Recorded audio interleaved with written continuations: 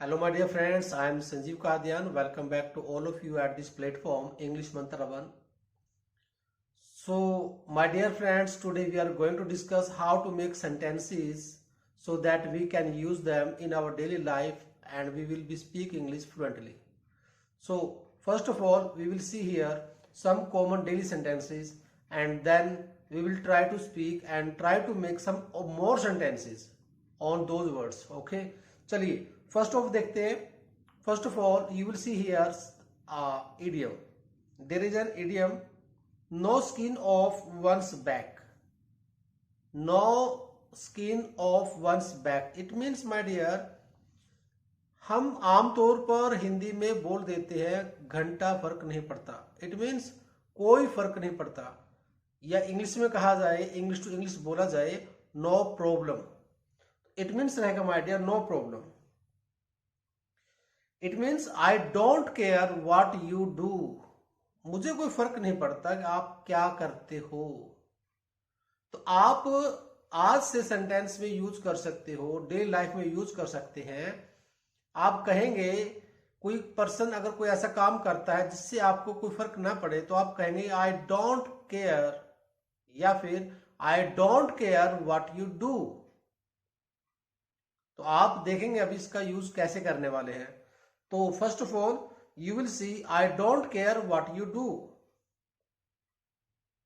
Second, इसका meaning या फिर इसके ऊपर एक सेंटेंस आप और बना सकते हैं, it doesn't concern me.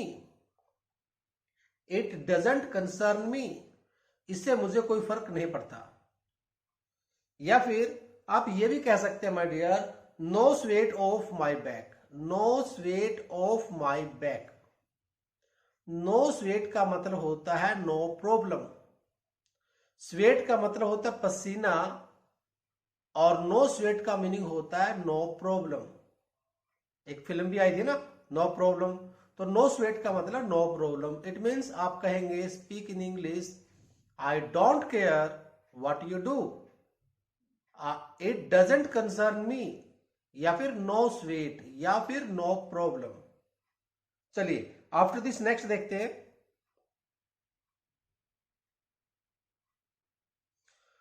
For example, सामने एग्जाम्पल है, देखिएगा, Samar wants to mess in the room.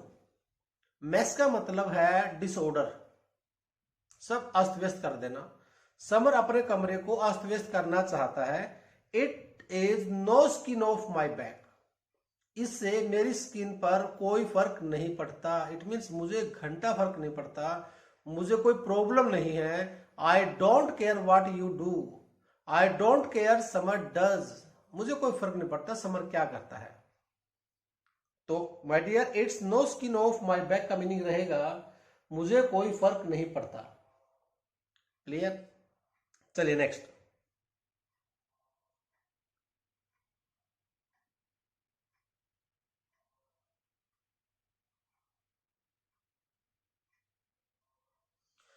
Next word here, scuffle. Scuffle का मीनिंग होता है हाथापाई. हाथापाई का मीनिंग होता है, माय डियर, कोई छुटमुट लड़ाई हो जाना. तो आप इसका यूज कैसे करेंगे, देखिएगा. It means a short and sudden fight. A short and sudden fight, specially and one involving a small number of people. कुछ कम लोगों के बीच में किसी बात पर लड़ाई झगड़ा हो जाना, मुठभेड़ हो जाना, हाथापाई हो जाना. स्कफल मीन्स हाथापाई. यूज कैसे करेंगे, for example, two police officers were injured in scuffles. In scuffles मतलब हाथापाई. दो अधिकारी स्कफल्स के अंदर घायल हो गए विद टीचर्स, यानी टीचर्स के साथ. यानी कि दो अधिकारियों की, पुलिस अधिकारियों के साथ टीचर्स की लड़ाई हो गई, हाथापाई हो गई.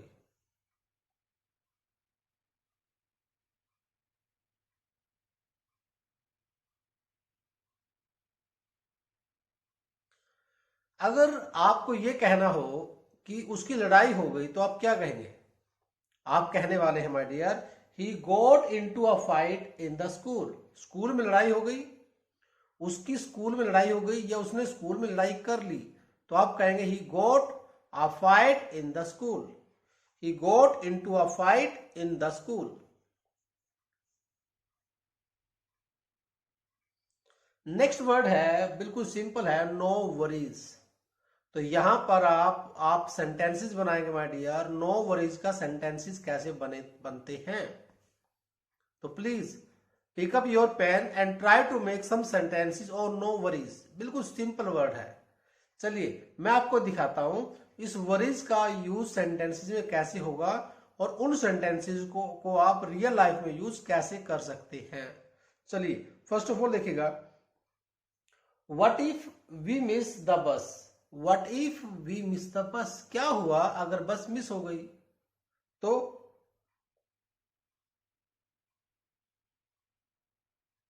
No worries there is another one in 7 minutes, यानी कि अगली 7 मिनट्स के अंदर कोई दूसरी बस आ जाएगी। देयर इज अनदर बस इन 7 मिनट्स, यानी कि अगर कुछ मिनटों में, कुछ पल के अंदर अगली बस आ जाएगी। No worries. तो इसको आप यूज कैसे करेंगे, आप कहेंगे my dear, what if the bus miss, no worries there is another bus in the 7 minutes, in the 10 minutes, in the 5 minutes.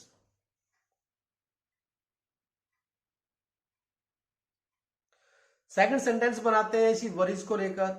This is what worries अस।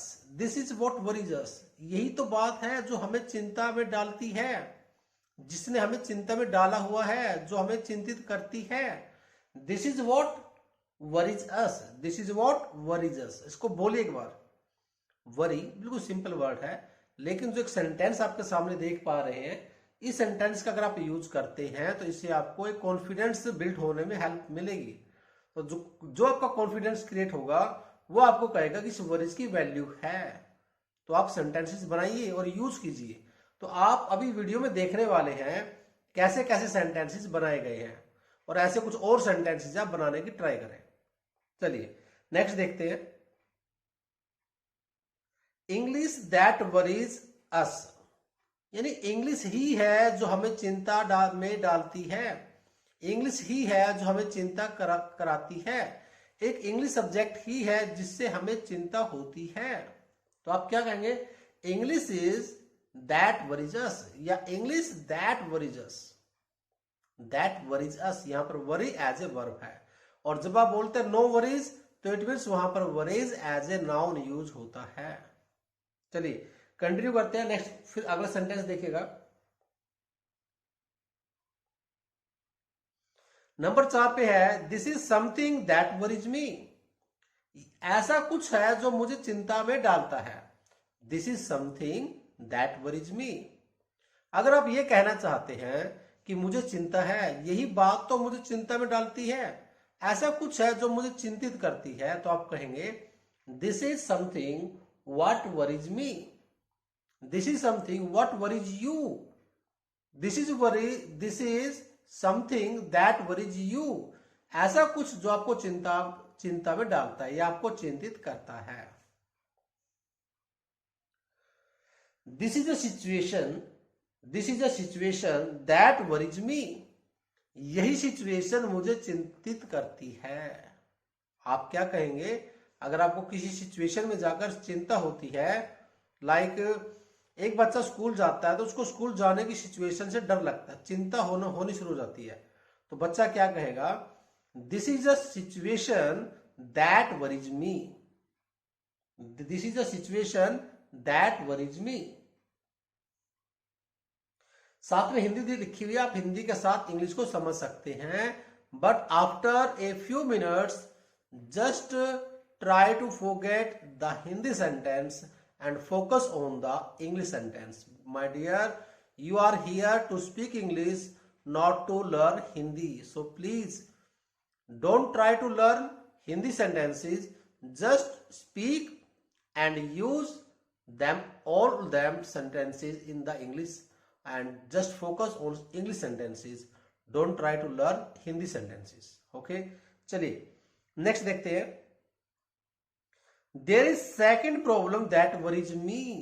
ये दूसरी प्रॉब्लम है जो मुझे चिंतित करती है। नेक्स्ट सेंटेंस 7 पे देखिएगा, I recognise संजीव्स worries. I recognise संजीव्स worries, यानी कि मैं संजीव की चिंताओं को रिकॉग्नाइज करता हूं, जान चुका हूं।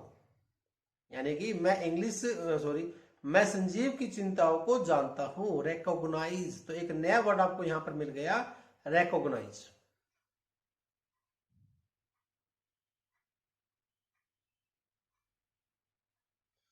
नेक्स्ट सेंटेंस देखते हैं, this is what worries us. This is what worries us, यही तो है जो हमें चिंतित करती है। This is what worries us, this is what worries us. ऐसे बोलिए, बड़ा अच्छा लगता है आपको जब आप सेंटेंसेस बोलते हैं, एक वर्ड का यूज करते हैं अलग अलग सेंटेंसेस के अंदर। तो आप कहेंगे this is what worries us, this is what worries me, यही बात तो मुझे चिंतित करती है।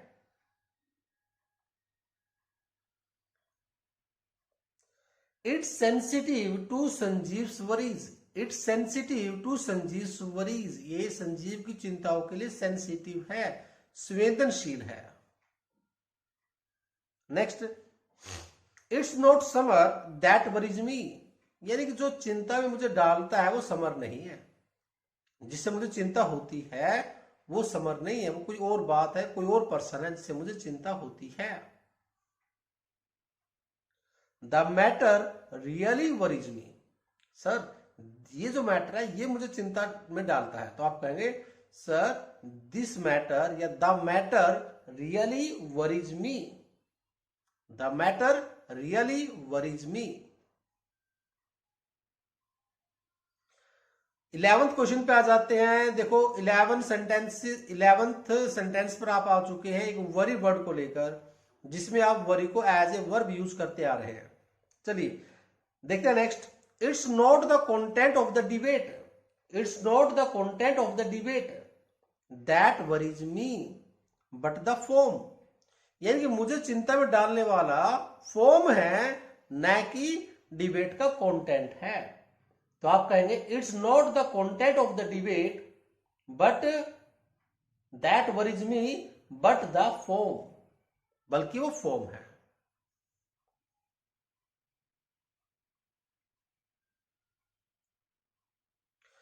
क्वेश्चन नंबर सेंटेंस नंबर 12 पे आ जाइए। देखिए सेंटेंस में यूज हुआ है worry. What worries me is that we are not going to do that properly, जो मुझे चिंता में डालता है वो यही है कि हम किसी काम को सही ढंग से नहीं कर रहे हैं। What worries me is that we are not going to do that properly, we are not going to do that properly, हम उसको सही ढंग से नहीं कर रहे हैं, तो वही बात मुझे चिंतित करती है।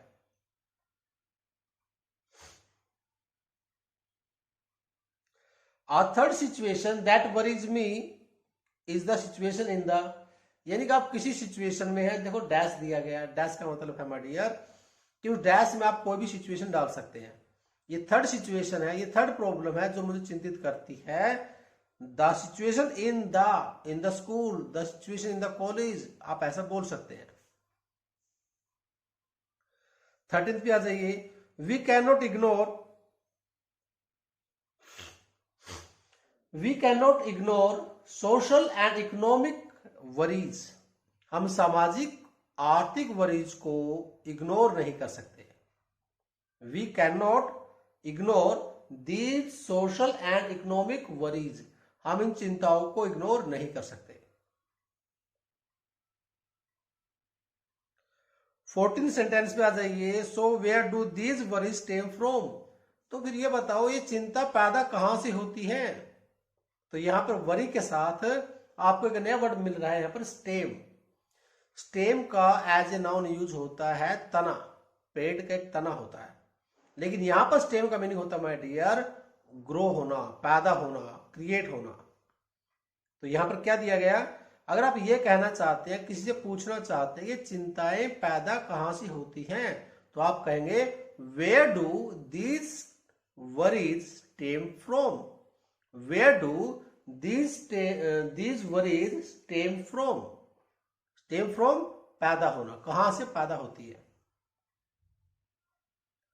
Next, something else also worries me, कुछ और भी है जो मुझे चिंतित करता है। Something else also worries me, कुछ और भी है जो मुझे चिंतित करता है। आपको बोलना पड़ेगा ऐसा कोई सेंटेंस, तो आप यूज करेंगे यहां से something else also worries me. आपने किसी के सामने एक सिचुएशन रखी कि मुझे इस सिचुएशन में डर लगता है, चिंता होती है, तो सामने वाले ने उसको शॉर्ट आउट कर दिया। तो आप कहना चाहते हैं कि सर आपने प्रॉब्लम को सोल्यूशन तो निकाल दिया, लेकिन मेरे सामने एक प्रॉब्लम और भी है जो मुझे चिंतित करती है। तो आप उस सेंटेंस को कैसे कहेंगे? आप कहेंगे something else also worries me, यानी कुछ और भी है जो मुझे चिंतित करता है। That surprises us and worries us a great deal. एक नया वर्ड आपको यहां पर फिर सीखने को मिल गया my dear, a great deal, जिसका मीनिंग होगा बहुत ज्यादा, या कहा जाए अ लॉट ऑफ। यहां पर जो लिखा है देखो, जो मुझे हैरान करती है और चिंतित करती है, अ ग्रेट डील, बहुत ज्यादा, जो हमें बहुत ज्यादा चिंतित और हैरान करती है। तो अ ग्रेट डील मीन्स बहुत ज्यादा, a lot of. These are the worries and fears that some people are trying to raise. यही डर और चिंताएं हैं जिनसे लोग उभरने की कोशिश कर रहे हैं। आप क्या कहेंगे? These are the worries and the fears some people are trying to raise, जिससे कुछ लोग उभरने की कोशिश कर रहे हैं।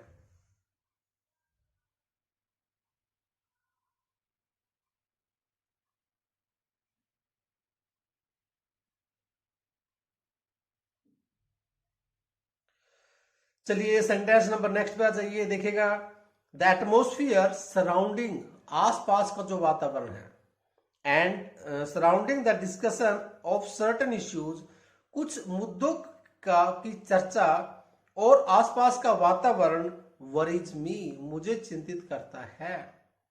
यानी कुछ मुद्दे हैं और कुछ हमारे आसपास का एटमोस्फियर है, वो मुझे चिंतित करता है। तो आप कहने वाले हैं the atmosphere surrounding and the discussion of certain issues worries me, मुझे चिंतित करता है। तो माय डियर फ्रेंड्स, आप देख पा रहे हैं एक वरी को लेकर सर ने कितने एक्सप्लेनेशन आपको दे दिया। तो आप इस टाइप से एक्सप्लेन कर सकते हैं, उस वरी को यूज कर सकते हैं। तो इन सारे सेंटेंसेस को आप बनाइए, अपने लेवल ट्राई करें और उन सेंटेंसेस को यूज करते रहिए।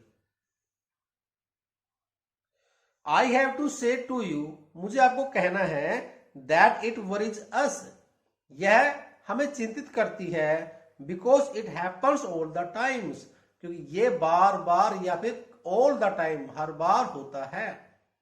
आई have to say to you that it worries us because it happens all the time, because it happens all the time, क्योंकि ऐसा बार बार होता है।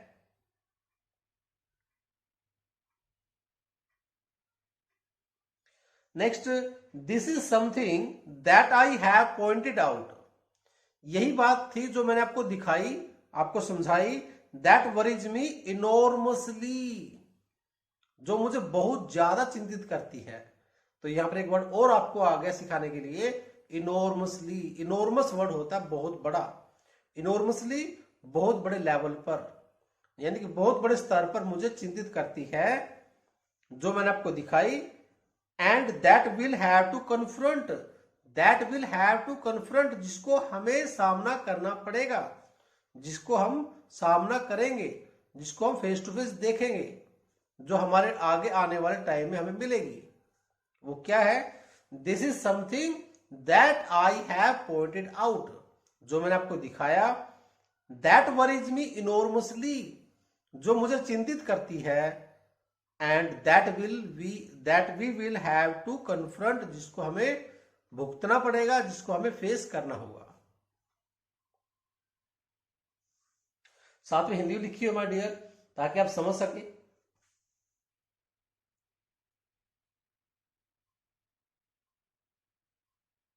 नेक्स्ट है लॉन्ग टाइम नो सी, यानी बहुत लंबे समय से आप किसी से मिले नहीं है। अगर आपसे कोई लंबे समय से मिल नहीं पा रहा है, या फिर लंबे समय के बाद मिले तो आप कहेंगे लॉन्ग टाइम टू सी, यानी आपसे मिले लंबा समय हो चुका है। नेक्स्ट, अगर आपको गाड़ी चला रहे हैं और किसी को बोलना चाहते हो गाड़ी को सेफ चलाओ तो आप कहेंगे ड्राइव सेफली या drive safe. Call me when you get home, मुझे फोन करना जब तुम घर पहुंच जाओ। तो इस सेंटेंस में आप देखिए माय डियर, यहां पर लिखा हुआ है गेट। तो गेट का मतलब होता है प्राप्त करना, उसी गेट का मतलब होता है समझना, और उसी गेट का मतलब होता है पहुंचना। तो गेट का मतलब एक ही नहीं रहेगा, गेट को अलग अलग सेंस में यूज किया गया है।